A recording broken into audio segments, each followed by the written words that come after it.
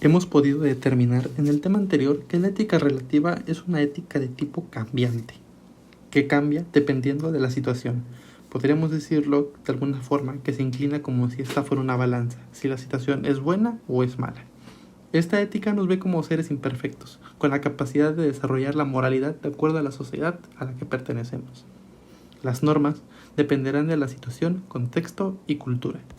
La moral para esta ética puede ser cambiante, lo que la convierte en lo mismo que dice su nombre, relativa.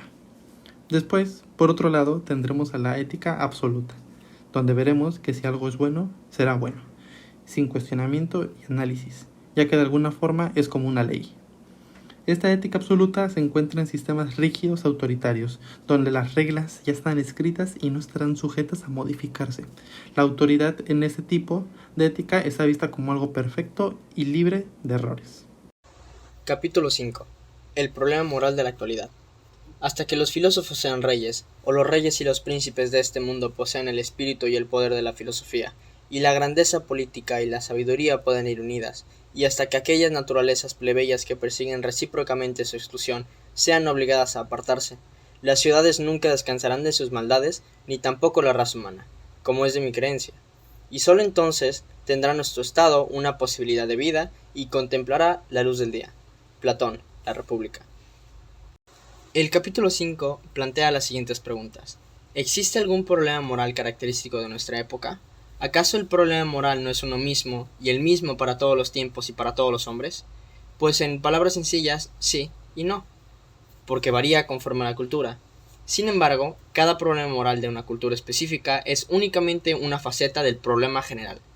Entonces, ¿cuál realmente es el problema moral del hombre actual? El problema es básicamente el poder. Nosotros como seres humanos estamos arraigados al poder por nuestra naturaleza. Por ejemplo, el temor es un tipo de poder, y el hombre se ha afectado en su mente y en su cuerpo cuando siente temor. El orden también es un tipo de poder, y el hombre y el orden van de la mano.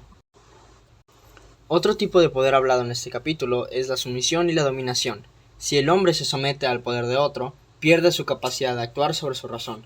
Lo que aquellos que tienen el poder llaman verdad, será verdad para él, porque no pretende en ningún momento desafiar la autoridad de aquellos en poder. Es preso del prejuicio por su incapacidad de inquirir en las premisas sobre las cuales descansan sus creencias. En palabras simples, prefiere no desafiar la autoridad de otro. Podría decirse entonces que la libertad es totalmente necesaria para la felicidad tanto como para la virtud. Definamos que la libertad en este caso es el darse cuenta de lo que uno es potencialmente, es decir, la aptitud para preservar la propia integridad contra el poder. Podríamos preguntarnos entonces por qué, si el problema principal de la libertad es la sumisión, el hombre en Occidente, o sea el democrático, aún no ha resuelto su problema moral. Y la verdad es que la democracia es solamente una esperanza. El hecho de poder elegir a los mandatarios no es nada más que eso, es una esperanza. Aunado a esto, el mercado del éxito, aquel mercado de la opinión pública, nos mantiene sometidos a un tipo de poder. El problema moral es realmente la indiferencia del hombre consigo mismo. Radica en el hecho de que hemos perdido el sentido del significado y de lo que hace al individuo especial. Nos hemos adjudicado propósitos que son ajenos a los nuestros. Nos comercializamos de alguna manera. Somos una mercancía que es consumida por otras personas que muestran poderes ajenos al nuestro, y el resultado se nota en lo que sentimos. Sentimos desprecio causado por la impotencia. Todo esto se sintetiza en que no confiamos en nuestro propio juicio, en el poder que tenemos de cambiar las cosas. Carecemos de la conciencia. No sabemos nuestros objetivos y nos dejamos guiar por aquellos objetivos de las demás personas. Fyodor Dostoyevsky, un importante exponente para la psicología en el contexto político, nos plantea lo siguiente: si Dios está muerto, todo está permitido. Y la verdad es que la mayoría de las personas siguen esa creencia. Algunos siguen el principio de que todo está permitido y que el oportunismo es el único regulador de la vida. Sin embargo, hay otros que reconocen que Dios y la Iglesia, por ejemplo, deben existir para mantener el orden moral de algunos.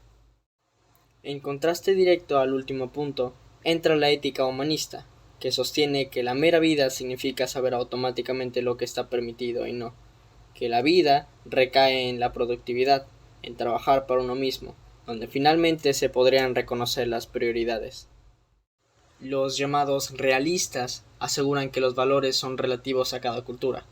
Los bienes materiales para ellos son los únicos que garantizarán nuestro futuro personal y social. En la historia de la humanidad, se pueden notar claramente ciertos periodos de transición de una época a otra. Sin embargo, esa transición no es inmediata. En su lugar, existe un breve tiempo en el que el hombre ha sabido cómo manejar su estancia, tomando en cuenta sus posibilidades. Finalmente, en retrospectiva, el libro plantea al principio la pregunta siguiente: ¿tenemos razón para estar orgullosos y esperanzados? Y la respuesta es que sí. Sin embargo, todos los resultados se basan en las decisiones que tomaremos, es decir, las consecuencias nunca están preestablecidas. Por ende, va a depender de la capacidad del hombre para valorarse a él mismo y de ser para sí mismo. ¿Cuál entonces sería el problema moral de la actualidad? Ese sería el poder. Tenemos una relación conflictiva con él.